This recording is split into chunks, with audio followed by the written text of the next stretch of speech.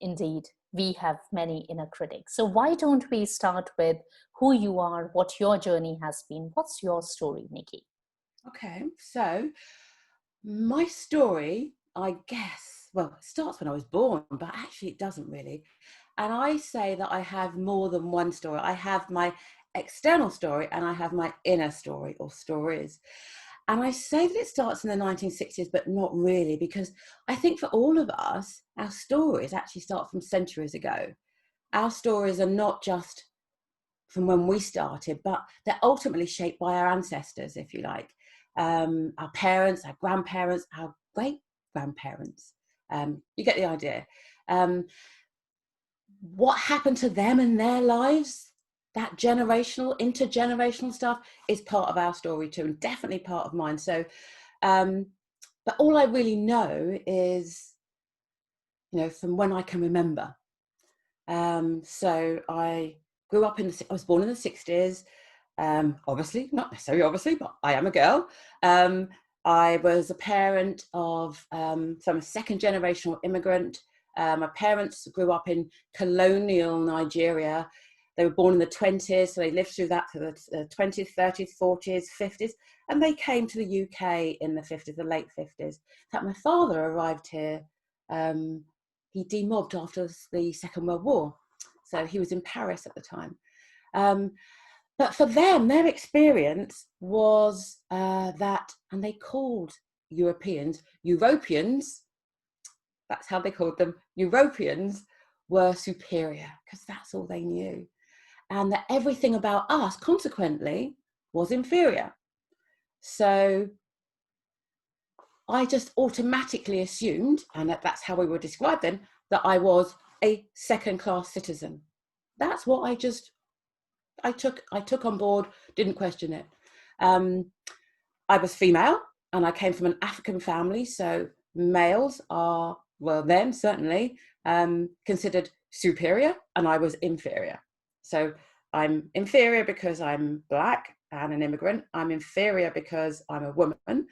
And I was taught these things by, yes, my parents, my authority figures, my parents, my aunts, my uncles, my family friends, my teachers, my friends, and my parents' friends. And I also learned these things from books, from television, from the cinema.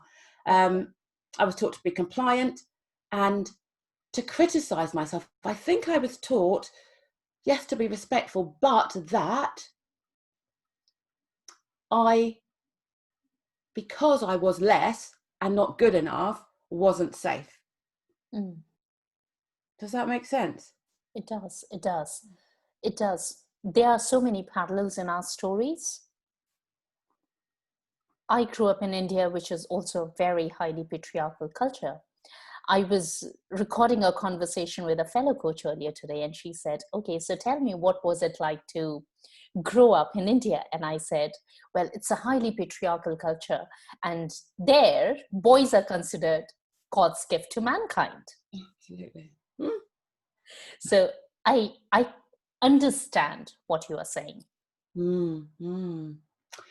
And these things, I don't remember when all this happened, but I do remember conversations, and I remember there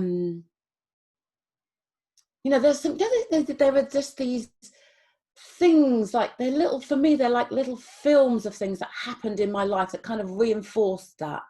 I don't remember where it all came from, but there were things for me, like I have these like categories, like there's the glorious mum scene. There is the friends coming to my house scene, and then there is this scene which is really painful, which is going to the cafe with my dad scene. Can I tell you about those scenes? Oh, of course, of course. Which for me then leads on to how I come into this place of working with that inner critic, because our inner critic is based on these stories.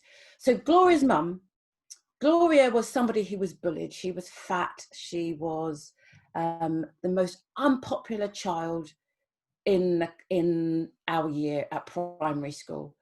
And I wanted to support her. And so she invited, so I would play with her at times when nobody else would.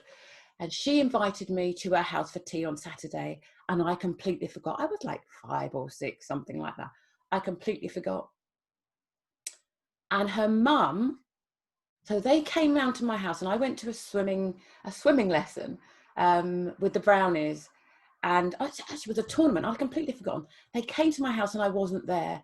And her mum came to the house. So I think it was bad enough that I wasn't there, but she came to the house and she saw the house, and Gloria's mum decided that Gloria couldn't play with me anymore. Wow. And why is that? Because we were poor. So Gloria, who nobody else wanted to play with,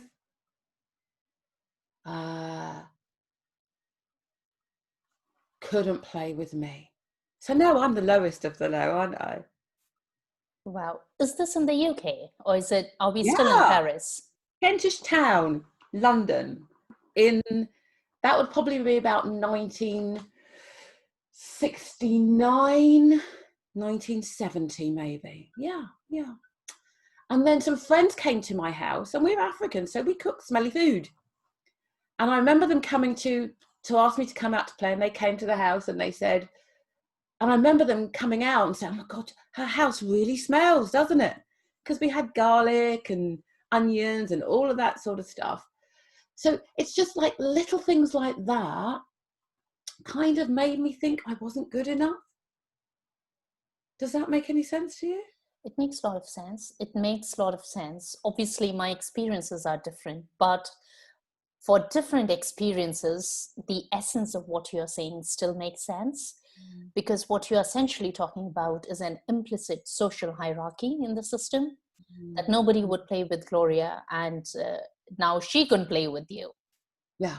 And this 5-year-old is someone who's the lowest of in the class is like the lowest. Yeah. So that puts me down the bottom, doesn't it? Yeah. So you became the lowest tier. Yeah. I mean, I wasn't, but it registered in my mind in that way. That's how a 5-year-old understood it. Yeah, absolutely. And I don't know, but I think it was experiences like that and all the things that I were taught that led to this moment, which is probably the most painful memory I have with my father, who's now passed away. And I had to go to the hospital. My father took me to hospital. It was an appointment in Camden Town at a clinic, and I had something on my finger and it had to be cut off. And he was wearing his suit because he was going to work. He worked in a court, and he looks dapper. My father always dressed really, really well.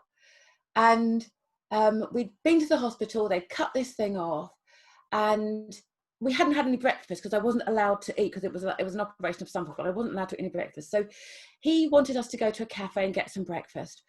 And we walked up and down Camden High Street, we walked up and down the road, and we went into the cafe, and he said, do you want to eat here? And I looked at the people there, and they were all white.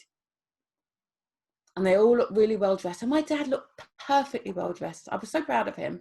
But I looked at all those people and I said, no, we can't eat here, Daddy. And then he took us to another place, and that was all full of people who looked very so-so.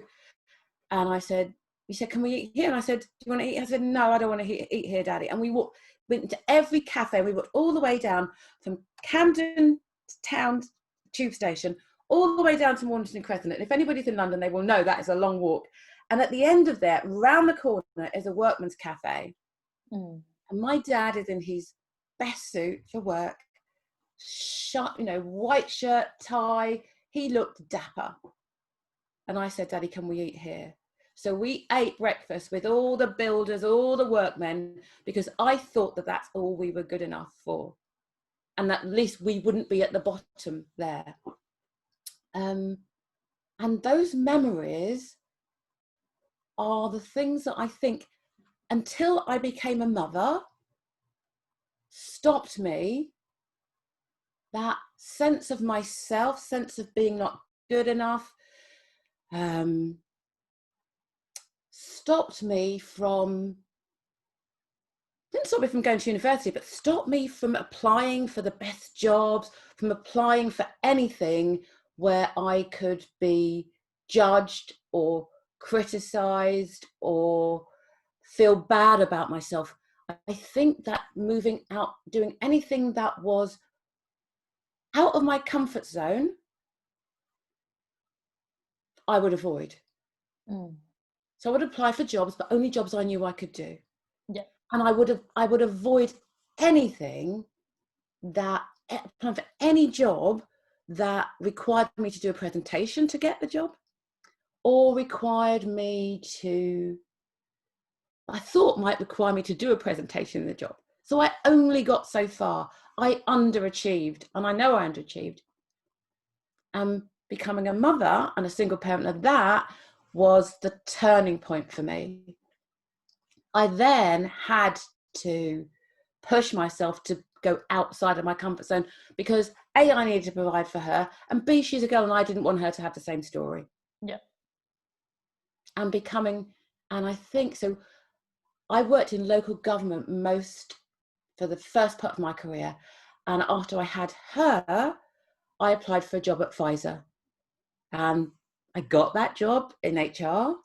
And that, I think, was the turning point for me. And they trained me as a coach, and becoming a coach just blew my mind open to those stories. Yeah.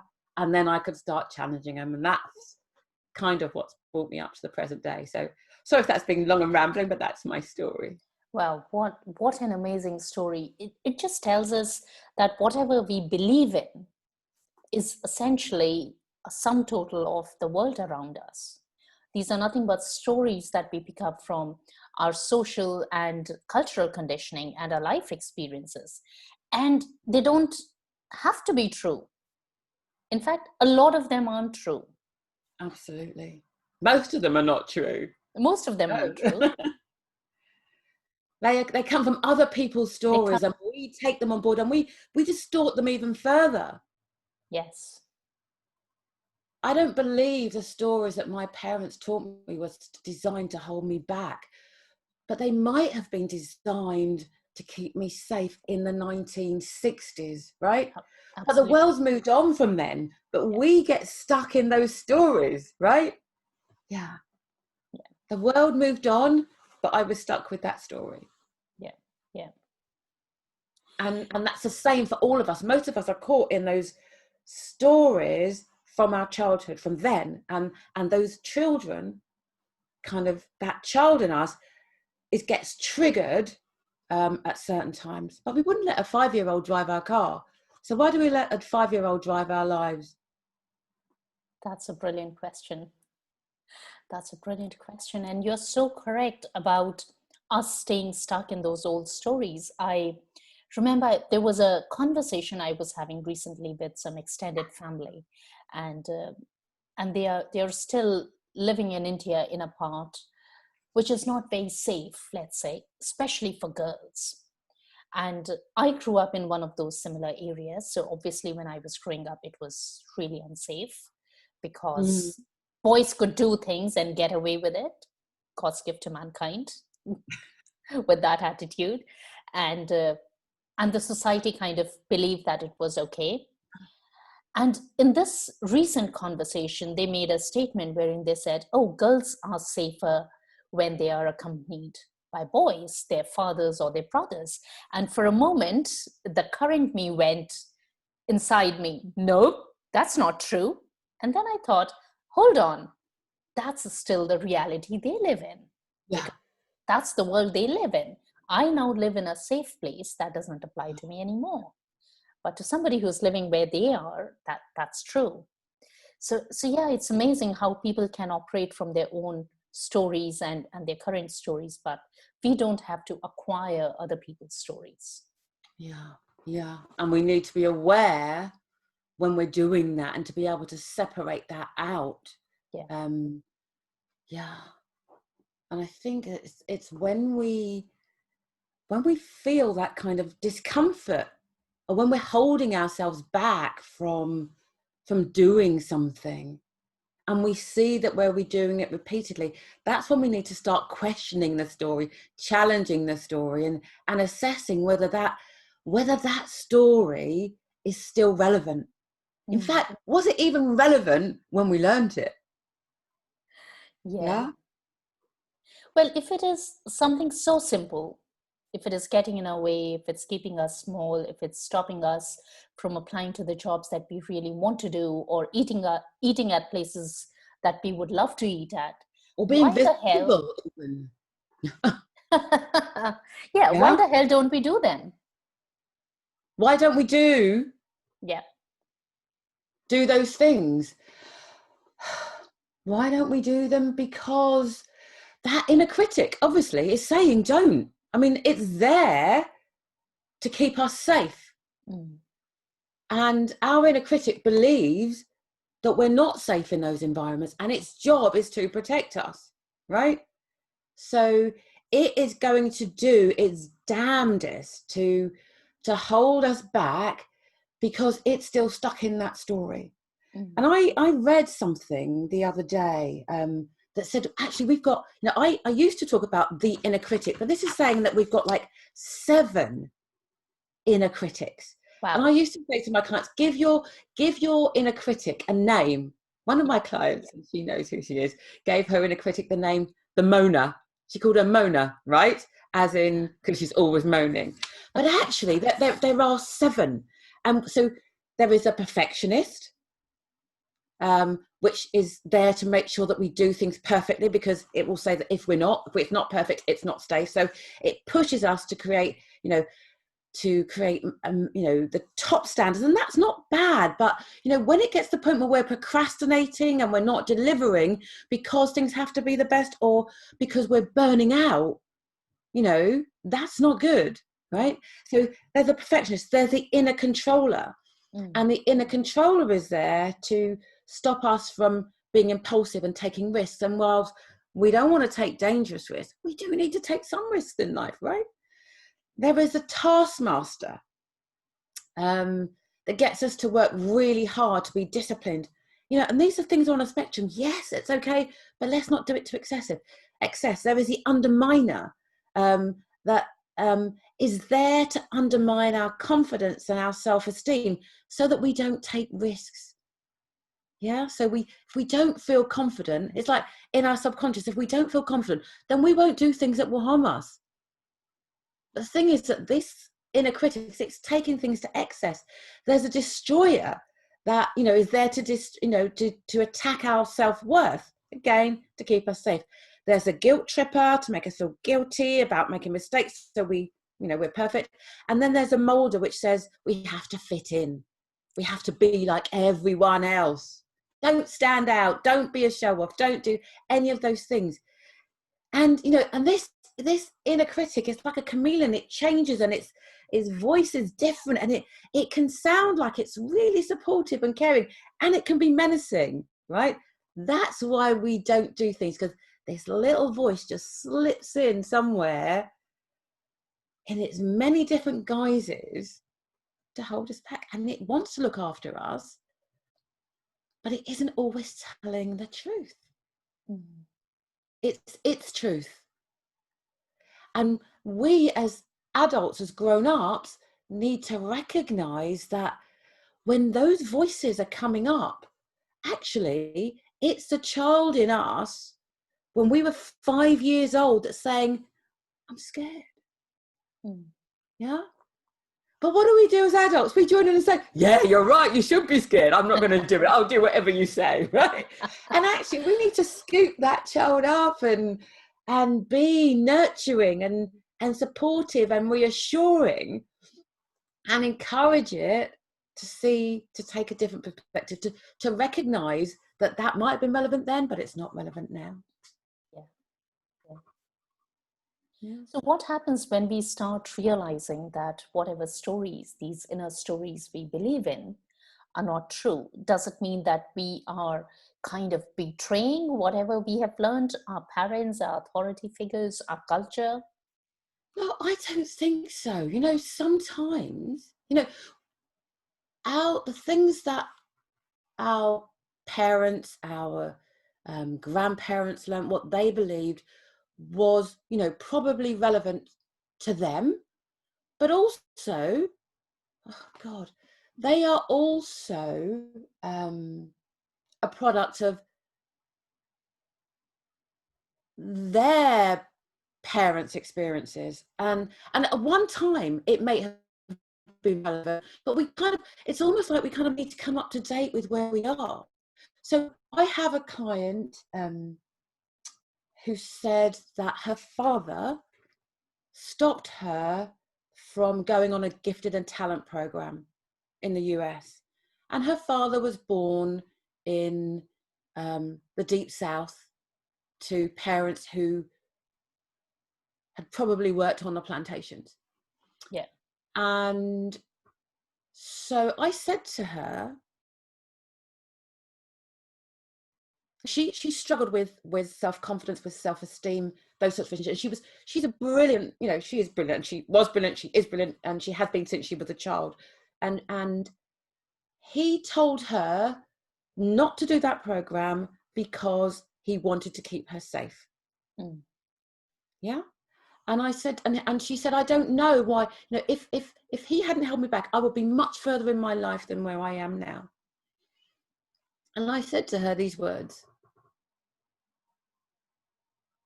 no one likes a smart nigger. Mm. You might want to blank that word out, right? I said the N word. You know what? His mother taught him not to step out of the comfort zone, not to excel, because in the 1920s, in the 1930s, when she was growing up, you could be lynched for those things, right? Yeah. So what he was teaching her was relevant to his mother, was probably relevant to him, but isn't relevant to her now. Yeah. Yeah. And so it's not to challenge or to dismiss his reality, but for her to separate her reality out now. And you know, he was doing what he could for her with the best that he knew, right? Yeah. But she now as an adult needs to separate out from that and to see where that comes from.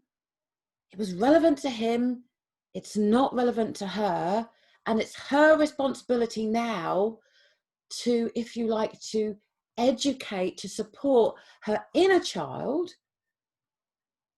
to see that she's safe, to know that she's safe, so that she can fly now, as a, or shine now, if you like. Yeah. To not let that, and she's a businesswoman, to not let that sabotage her business. And guess what? She's flying now. Absolutely flying. I think through lockdown, she's just achieved the most amazing things. Her Wow. business has taken off. Yeah. Wow. Wow. That's I'm that's so proud incredible. of her. Yeah, our stories may keep us safe, but they also tend to keep us small. Yeah. Yeah. What are some of the things we can start doing when we realize that our stories are keeping us small, so that we can start feeling safe and we can really let ourselves fly? I guess, like, for me, in some ways, the first thing is to work out what's triggering that inner critic. And it will usually be in similar situations, I think, in similar experiences will trigger that inner critic. And to listen to what it's saying. So what are the situations in which we start hearing that inner critic, and what is it actually saying? Just kind of be curious about, okay, so what's it saying, and where does that thing that my inner critic believes, where does it come from? What age was I when my inner critic learnt that thing? Yeah, because if we can work out the age we were when we started believing that, we can start to challenge it. Yeah. So if I can give you an example, if I think about if you think about the example I just gave you about my client, really, she went back to, so why do I think I'm not good enough? Why do, you know, when when I'm doing a presentation, for example, I'm out to speak publicly, why do I think I'm not good enough? And it's because I think that, well, maybe my father thought that I wasn't good enough. That's why he didn't let me do that program. But it wasn't that. It was something else. She actually checked it out with him, right? And he said, he conferred with what I was saying. Mm. Yeah. She believed that he stopped her because he thought she wasn't actually really smart enough and she would fall over, right? Yeah. If she joined this high flyers program. But actually it wasn't that story. So it's a fuss. So we have to know where these stories come from so we can challenge them. And then, you know, then we can say, well, was that story relevant then? And is it true now? Yeah. It's asking yourself the question, is what my inner critic saying, is it true? Where is the evidence? If it's true, if I think it's true, where's the evidence that supports what it's saying? Where is the evidence that doesn't support what it's saying? And usually we will find that there is very little evidence to support what it's saying, and a ton of evidence. If you got a piece of paper, for example, and you drew a line down the middle, Yeah. where's the evidence to support it? Where is the evidence that doesn't support it? You'd find very little evidence to support it, and loads of evidence that doesn't support it. But we never do that exercise in our brain. We just listen to that thought and we take it on as if it's gospel. Yeah. Right? So it's about challenging. And if you can't do that yourself, get someone else to do it with you. Get a coach, for example, but get a parent, a friend, get your partner or whatever. Sit down with a piece of paper and say, where's the truth? Where's the truth in this? We don't have to accept everything that it says. But then that doesn't, you know, that I guess that part of us that is raging, and I gave you the different, you know, those 7 different ways in which you might appear, that isn't going to stop that emotion, right? That's cognitive. Yeah. We have to deal with the feeling. And some of that work we can do with things like tapping, with havening, a whole range of things. But I guess that, you know, day to day, the most important thing is to recognize that, and I have this thing, that part of you that believes this stuff is going, something's triggered it, like you've got to be present, you've got to do a presentation, or someone's asked you to do a live, and it's going like this.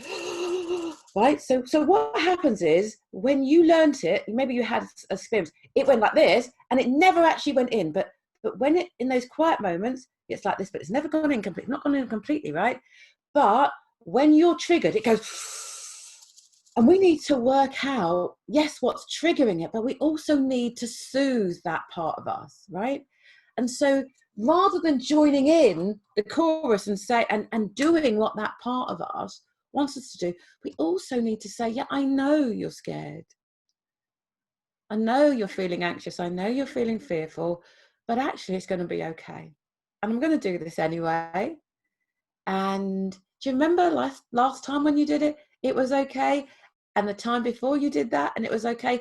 And those other experiences you've had when you were scared and you did it and it was okay? Well, let's remember those. The world didn't fall in, the sky didn't fall in, it was okay. And actually you might have enjoyed it. You know, it's a bit like, you know, it's not just feel the fear and do it anyway. It's about not putting fuel on the fire. You know, what we avoid grows bigger.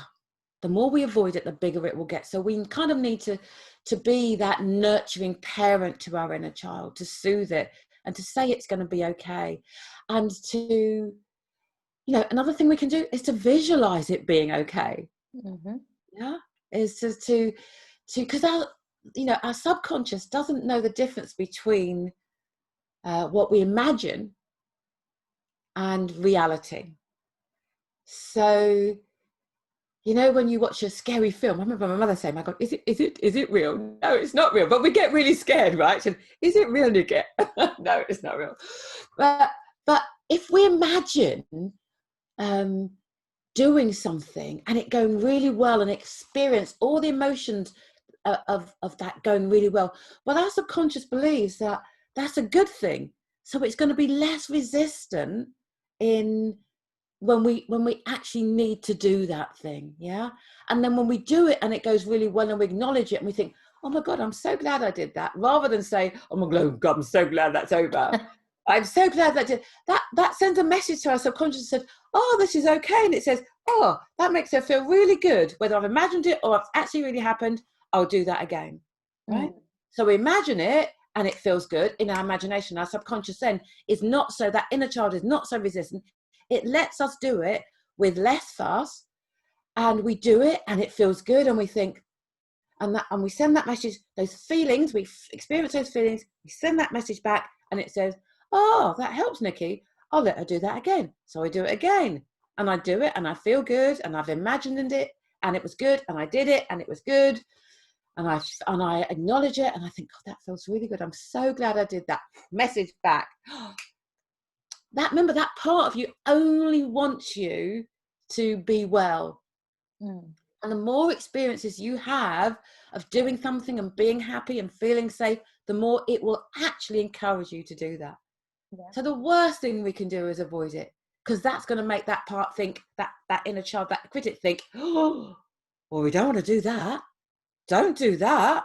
Look how scared you were and you didn't do it and you were relieved. So next time you want to do it, I'm going to say, no, we're not doing that, right? We're not doing that. And no how, no way. And I'm going to make you really scared.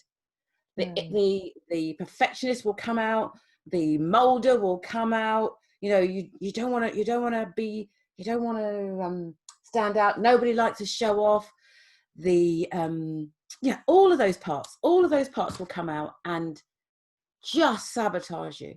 So you have to be that nurturing, encouraging, supporting part of you and say, we've got this. You might be anxious, but it's going to be okay. Yeah. So essentially what you're saying here is we sift our stories from the truth, because we just take a lot of those stories as the gospel or the truth, but they aren't the truth. Yeah. That's one. The second thing that you suggested is going back to that evidence and seeing what has worked and what hasn't. And it is true that we just make a big deal out of most of the things, and all those bad things have never happened, or they don't happen, thank goodness. And the third thing that I picked up was that when we were little, we needed support from other people because we were little. But now as adults, we can be there for ourselves. Yeah. We must be there for ourselves. Yeah. Yeah. Yeah. We need to be present and we need to be there for ourselves. And recognize that, you know, when we were kids, the most important voice we might have heard would be from our parents and our authority figures. The most important voice that we hear now, and the most important opinion, the most important beliefs are our own. Yeah. Right? And we are in our head 24/7. So we need to be present and listening to what we're saying and challenging it. Yeah. As adults, as you know, we need to parent ourselves now. Yeah. Not be absent. That's negligence, right? Yeah. Yeah, that is true. That is true. But you know what, Nikki, the question that I have now is, when we are in that story, see, applying all these things are easier when we know that these things are happening to us or we are letting all this happen. But when we are in that story, a lot of times we don't even realize that's the story we are living. Then what are some of the ways in which we can break free from that state so that we can start gaining that awareness? I think, Pearl, it's the first thing is recognizing when we're triggered, when we are doing something, we're swimming in the opposite direction of our goals. When we say we want to do this, but we're doing this. When we say we want to do that, but we're going in the opposite direction.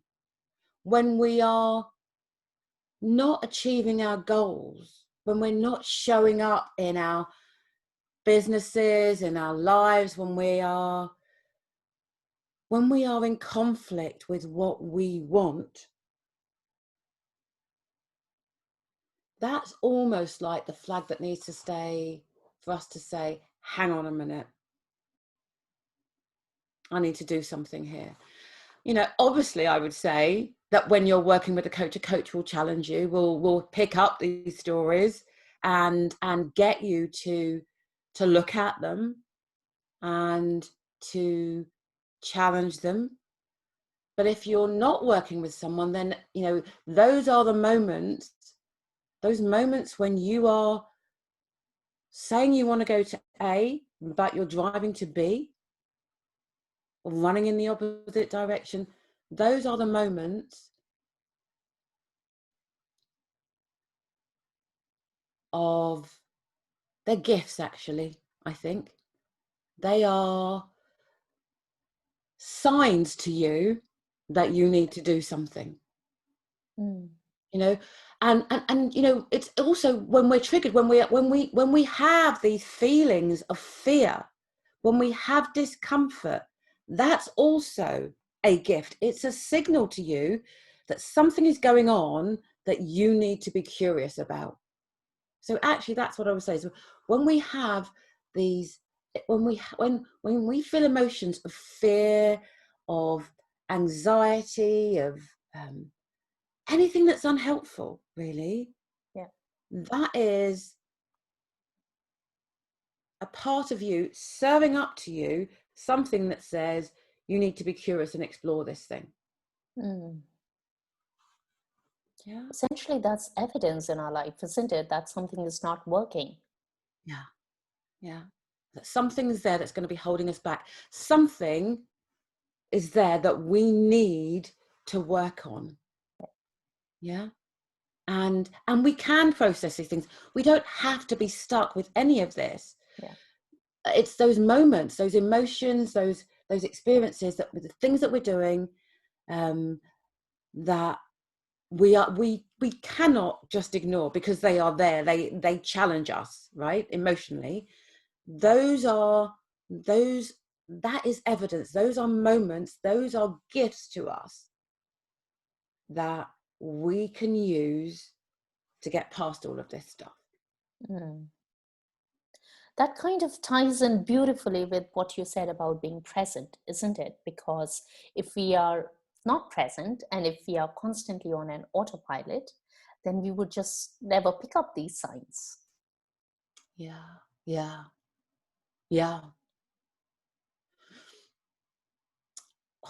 However, I would say that we know when we're anxious. Yeah. We know when we're angry. We know when we're fearful. We know when we're scared. We know when we're frustrated. We know when we're playing small. Sometimes it suits us to just do that and make excuses. Yeah. And I guess that's what a coach stops you from doing, is challenge. As coach will challenge you. We know, I'm going to say, we know when we're avoiding, when we're not working. Actually, I'm going to say this: when we're not working on ourselves. So I would say this to anyone who's listening: if you are not working on yourself, what are you hiding from? If you haven't worked on yourself, what are you avoiding and why? What is that about? Because I think that's probably your inner critic, your inner child is saying, holding you back from saying, you know, we can say it's because we don't have enough money, or we don't have this, or we don't have that. But actually, I believe that it's our inner critic getting us to avoid doing stuff because it's scared. Because if you do that stuff, you might have to be more visible in your business. You might have to make changes in your life. And guess what? It doesn't want you to do that. It would rather you stayed fearful, stayed not in the present. Your inner critic is not in the present. It's out there and in the past, right? So if you're not here, you need to do some work. Yeah. So true, so true. Yeah, I was listening to I was watching a video yesterday by Dr. Joe. I'm trying to remember how you Dispenser. no, Dr. Joe Vitale, uh, Vitale. the man on the movie Secret, and he said there are Mm, 4 stages to our development, and obviously he uses the spiritual mm, language. So he said the first stage is the victimhood, wherein we play the victim, and almost everybody's been there. The second stage mm, is empowerment. This is where we get on and we set goals and we do stuff. I think as coaches, we help people who are in that stage, or we help people get to that stage. The third mm. stage is surrender, and the fourth stage is awakening. That's how he says. But I think from the point of view of our discussion today, the victimhood and the empowered, those 2 stages are really relevant. Yeah, yeah. They definitely so. I mean, and there is so much that we can do to empower ourselves. You know, it's that work on, I'm kind of thinking about the sort of things that we do in my groups, but we work on stuff like understanding our core beliefs. Where do they come from? Working on, self-compassion, self-acceptance, understanding our strengths. We look at things like, assertiveness. We look at the things that we can control, the things that we can influence. We look at a whole range of things, but as we're looking at this stuff, so we come into our own, we start to see ourselves differently, we start to experience life differently, and little by little some of these stories get challenged and zapped, and somehow, and you don't really know where it happens, you realize that you don't have to believe that story anymore, and you don't have to comply, and you don't have to live up to the expectations of other people. You can create your own expectations and live up to that. But those expectations by that point are free from the contamination, as far as they can be, of others. Yeah. Yeah, that makes a lot of sense. And then yeah, empowered, what does that mean? It's like, that means we step into our own power rather than the power of other people. Mm. And then I'm trying to think what acceptance is then, Pearl. How do you see it? You didn't say acceptance. Did So, you say acceptance? so how I see acceptance is there are things that we can do something about, Mm-hmm. and there are things that we can't do anything about. So, Mm-hmm. if I take an example from my own life, when I was poorly a few years ago, I couldn't do anything about the fact that cancer happened to me. I mean, I may not have wanted it, but it happened to me. So that's where I had to accept that it had happened. But what I could do was I could choose my response to it and look after myself and do whatever I had to do. And that is, I would say, working from an empowered place Yes. Mm. and not really being in that denial state, or in that, not even that bargaining state that we get into in that grief model, and Yeah. saying, well, this has happened and that's how it is. Yeah. and and yet I will choose my response to it. Yeah. And so that sounds very much to me like one of the modules that I have on my Resilience Mastermind program. We talk about self-efficacy. It's about taking ownership of our lives. Yeah. Taking responsibility for what happens in our lives. So we're way beyond victimhood then. We are like, well, yes, that was my story, that's what happened, and so on. But that doesn't have to be. And what can I do now to be the person and experience the things that I want in my life? Yeah. Yeah. From Yeah. where So, I am, what can I do? Yeah. yeah. So for me, acceptance is a lot about not fighting who we are. It's about owning our story. The Mm-hmm. fact that we are a certain skin color, or we are from a certain ethnicity, or we are born in a certain place, or there's something that has happened to us. There's really no need to fight that and say, oh, this is what has happened, or this Yeah. is part of my story. And making peace with it, Yeah.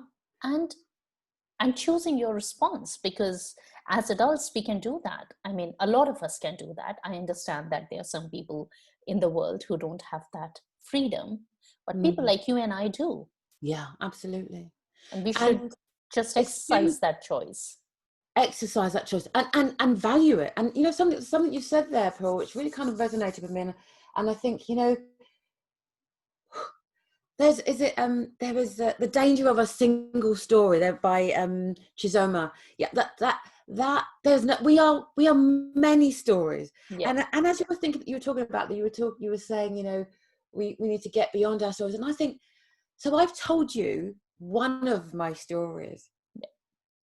There is another story, which is, I love my heritage. mm, I love my culture. I love um, everything about, not everything, but many things about being the daughter of two people who came from Nigeria. I love going back there, you know, not yeah, back there, going there. That's a whole nother story, but going there. I love who I am. I love who I'm becoming. yeah, And who I am and who I'm becoming is all part of all of those stories. Yeah. And acceptance for me is accepting all of me, yeah, not just saying, I'm going to accept the bits that I really like, or I'm going to forget about the horrible things. Actually, I am who I am yeah, because of those difficult things. And in some ways, I wouldn't change any of it. mm, Yeah. So I accept all of me. And I think we need to accept all of, yeah, you know, it's the rejecting ourselves. That's the problem. yeah, Yeah. yeah, Any part of us. yeah, We have to embrace all of it. And then the other thing that I really like what you're saying there is, it's about, you know, when we're choosing, that is about responding as opposed to reacting. yeah, Because when we're in our stories, we're reacting, we're not responding. Responding is about being present. It's about looking at what's going on now and analyzing it and assessing it and taking appropriate action. When we are in our stories, we are just reacting based on our little child, our inner yeah, critic. It's a reaction, it's not a response. mm, And we need to step into our adult and our nurturing parent and take ownership of ourselves. Take ownership of ourselves. Take yeah, responsibility. Responsibility, that's like, it's two bits. Responsibility is our ability to respond, right? yeah, yeah. Responsibility. Oh, I love that. I love that.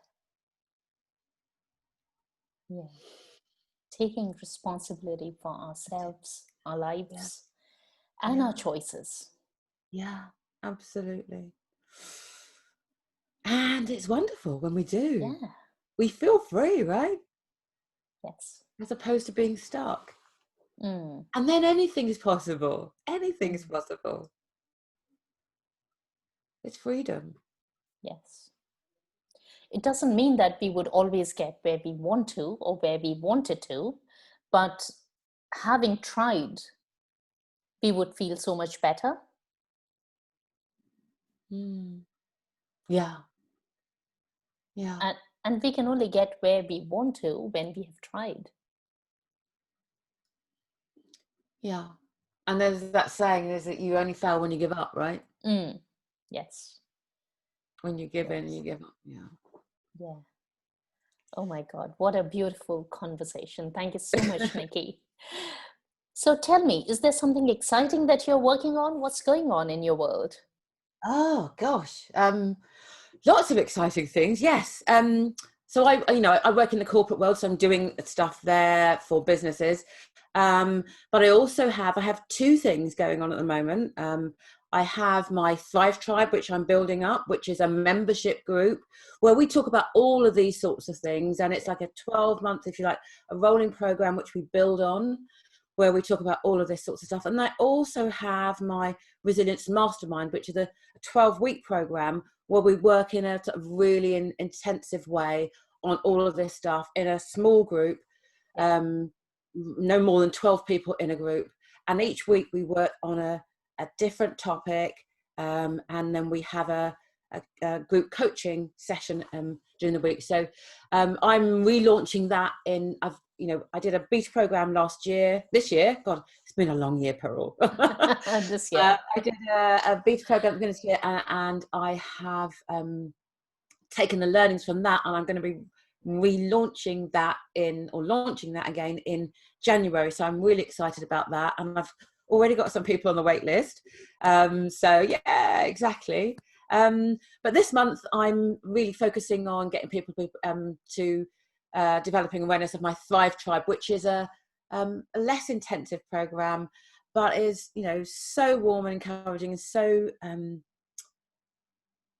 I think it's just a really safe place to be, to work on this stuff over a period of time. So yeah, I love that group. I really love this group. I really enjoy working with them. And some people who were on the beta program early in the year, they've joined this group as well. So yeah, these are my babies. Oh, that is true. People, because they're grown up, so they can take responsibility for themselves. But these projects, they are the things that I that have my heart and soul, and are really about what I stand for. And the next group is starting in January, so it's not very far away.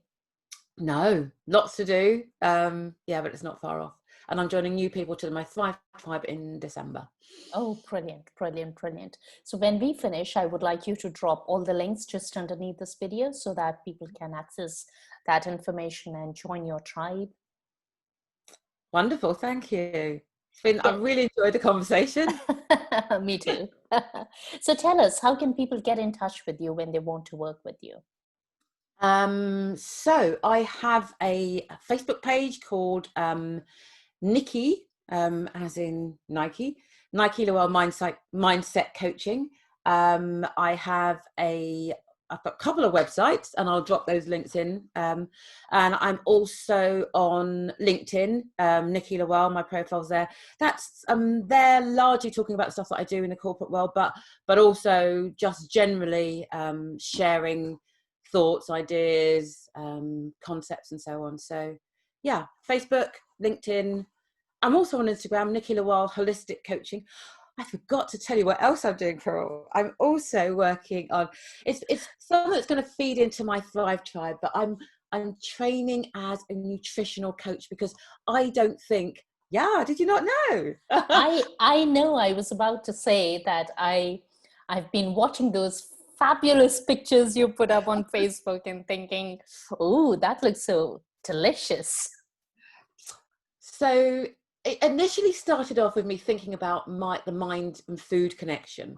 And then I enrolled on this course, which is highly academic, but I've loved it. So it's got so many aspects to it.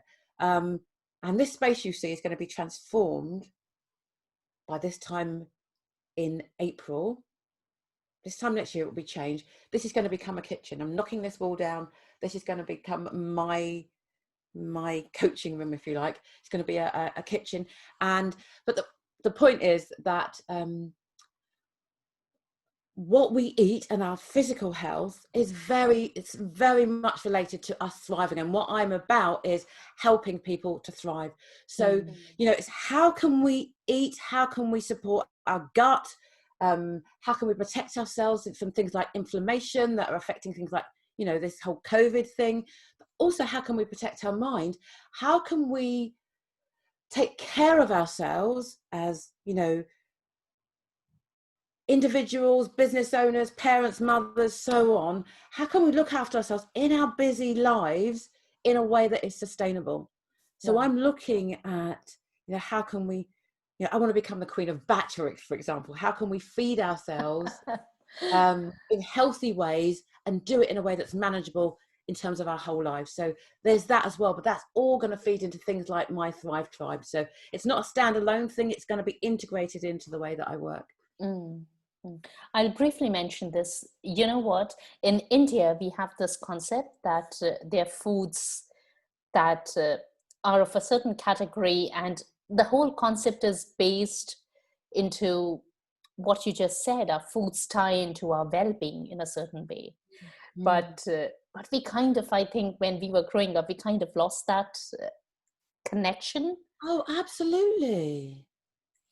And Peril, it's so important. I can't come back and talk to you again, but when you talk about our stories, our parents, our grandparents, they knew about the value of food. They knew where it came from, and now we've got so divorced from food, but food is medicine, right? Mm, It's not there to entertain us. It's there to nourish us. And if we understand it, if we need to, it's not just about a relationship with food, but it's understanding how we can use it to create wellness. That's what mm, it's there for. But we just kind of we use it as it's like a nice thing. Yes, it needs to taste nice, but we need to eat things that help us to thrive. mm, And we've lost, as you say, we've lost touch with that. We mm, just eat what's served to us in the shops and what's popular and whatever. And we need to understand what different types of food do for us, and how we can use it to stay healthy, to our bones, our cardiovascular system, our gut, our just everything. Yeah, our minds. Food is the answer, right? But we yeah. don't know anything about it. We just eat, and we Yeah. don't know what we're eating. Anyway, I go on. A whole nother story, isn't it? It is. And it's going to be such an amazing addition to your Thrive community. Yeah, I think so. I hope so. I know so. Niki, thank you so much for coming and talking to us today. It has been an absolute pleasure to have you. Thank you. Thank you so much. Okay, I've stopped the live recording.